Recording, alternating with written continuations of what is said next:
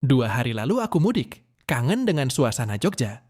Kebetulan malam Jumat lalu giliran aku jaga kampung, jadilah aku nemanin dia.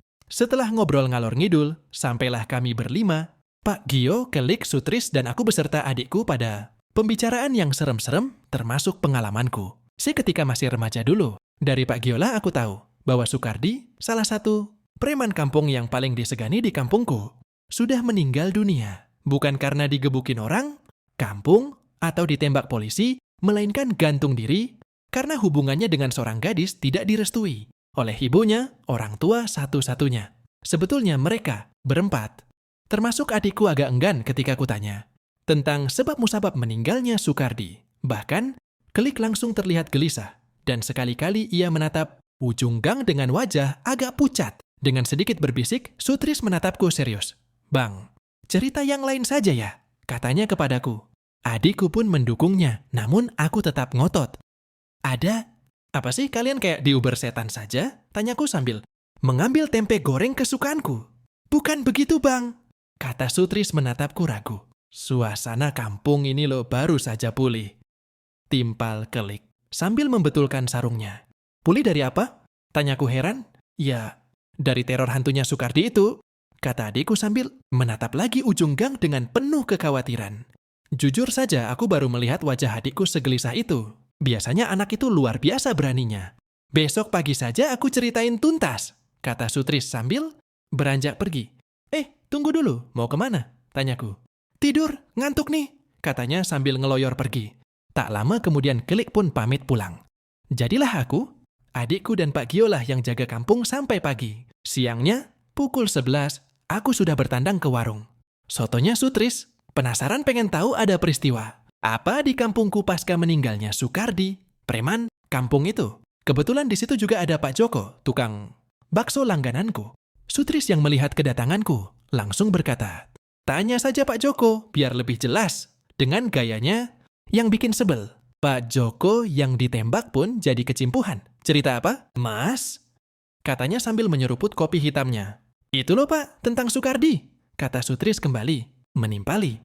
"Wah, yang lain saja tuh Mas Heri, saya lo masih trauma," katanya sambil nyengir.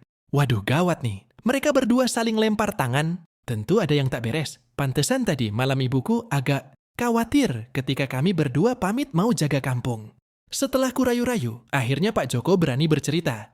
"Sudah sebulan lebih saya libur jualan Mas, karena di Gunung Kidul baru panen, sehingga saya tidak tahu perkembangan terbaru kampung ini," katanya sambil menghisap rokok kretek kesukaannya.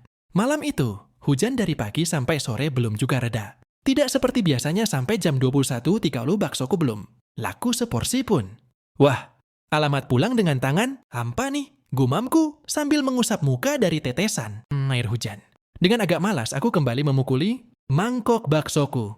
Pas di pertigaan Kemandungan, terdengar suara serak-serak basah. "Bakso 3 mangkok. Keng!"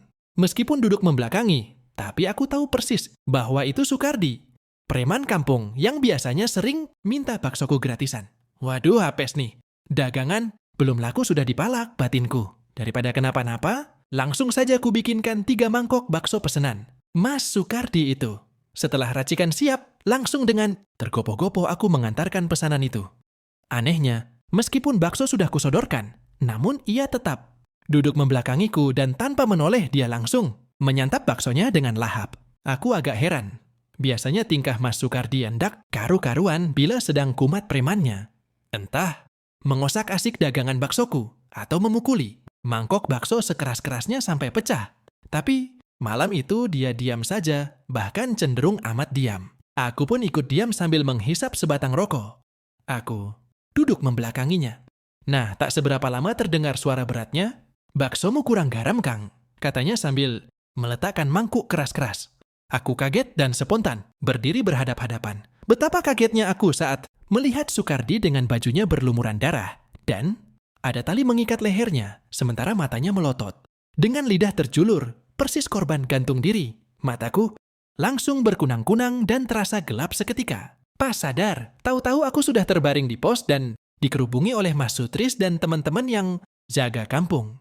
Dengan terbata-bata, aku menceritakan pertemuanku dengan preman itu. Dan dari Mas Sutrislah Aku tahu bahwa Soekardi telah seminggu meninggal dunia karena gantung diri di Pakuningratan.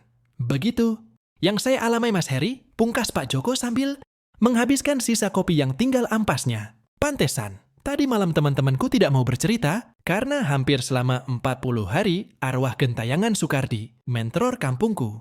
Dan baru reda setelah Kiai Dullah melakukan yasinan selama 7 hari di rumahnya.